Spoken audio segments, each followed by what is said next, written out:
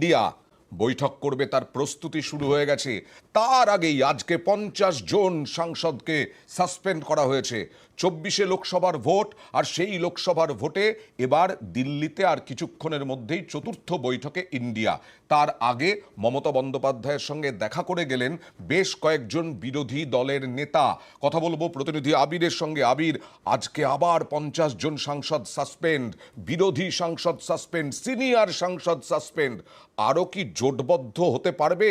মানে আমি বলছি, নমনীয়ভাবে খুব ধীরে সুস্থে আসন সমঝোতার পথে সময় লাগলেও সেই পথে যাওয়া সম্ভব ইন্ডিয়ার?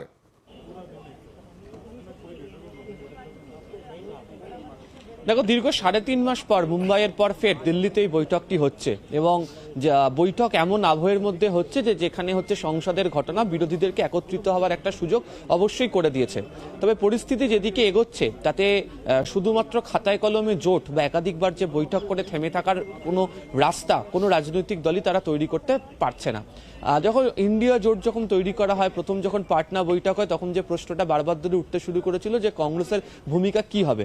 পরবর্তী সময় ব্যাঙ্গালোর এবং মুম্বাইয়ের বৈঠকে কংগ্রেসের যে ভূমিকা বৈঠকের ক্ষেত্রে, সেই ভূমিকার প্রশংসা করেছিলেন বাকি রাজনৈতিক দলের প্রতিনিধিরা। তবে একই সঙ্গে তারা যেটা চেয়েছিলেন সেটা হচ্ছে যে আসন সমঝোতার যে রাস্তা সেটাকে আরো অনেকটা সহজ করা হোক, আসন সমঝোতার রাস্তা নিয়ে আলোচনা করা হোক। তবে কংগ্রেসের তরফ থেকে সেই প্রসঙ্গের দিকে হাঁটা হয়নি বা সেই পথে তারা যাননি।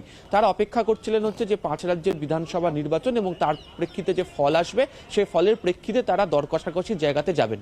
পরিস্থিতি আজকে এমন জায়গাতে এসে তৌড়েছে যে বাকি রাজনৈতিক দলের প্রতিনিধিরা, তুমি কিছুক্ষণ আগেই বলছিলে যে মমতা বন্দ্যোপাধ্যায়ের সাথে অরবিন্দ কেজরিওয়াল দেখা করে গিয়েছেন, তিনি দেখা করলেন, স্ট্যালিনের সাথে কিছুক্ষণ আগে অরবিন্দ কেজরিওয়ালের কথা বলেন, এবং এই মুহূর্তে অশোকা যে হোটেল যেখানে বৈঠক হবে মল্লিকার্জুন খাড়গের সাথে মমতা বন্দ্যোপাধ্যায়ের কথা বলেছেন, যেটা আমরা জানতে পারছি সেখানে অখিলেশ যাদব তিনিও ছিলেন। অর্থাৎ তৃণমূল কংগ্রেস এবং তৃণমূল কংগ্রেসের সঙ্গে যারা প্রত্যেক দিন যারা যোগাযোগ রাখছেন তাদের তরফ থেকে আজকে কংগ্রেসকে কার্যত কড়া বার্তা দেওয়া হবে এই বৈঠকের মধ্যে দিয়ে।